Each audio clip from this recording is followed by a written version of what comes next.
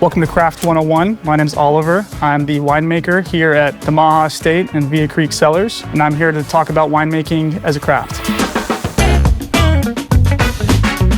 When you're looking or holding a bottle of wine, this is literally years of winemaking, grape growing, just in this one bottle. There's a lot of hands that touch the product. There's a lot of people involved. Even for a small brand like us, we have 6 full-time people. At any given moment, we're paying upwards of 20 people for work to be done.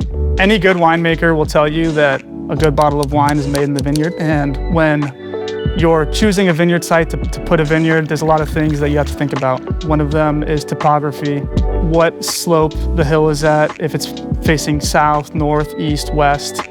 Soil type for us here in the Central Coast, we have a lot of limestone in the soil, and it promotes our fresh, vibrant, acidic wines. We'll start by putting a plant in the ground. Once that plant's in the ground, there's 3 years of time before you can actually pull a quality crop off of that plant.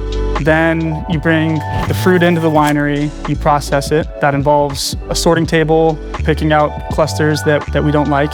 The rule of thumb is if you don't want to eat it, we don't want to make wine out of it. Once it's processed, it moves into the winery and goes into fermentation vessels.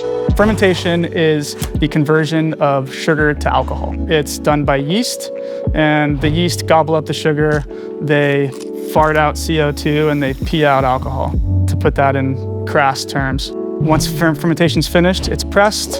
Once it's pressed, it's put into barrels and aged for about 18 months. We put wine into barrel because it's a porous substance, and so over the time of aging, it's allowing a small amount of oxygen to get through to the wine.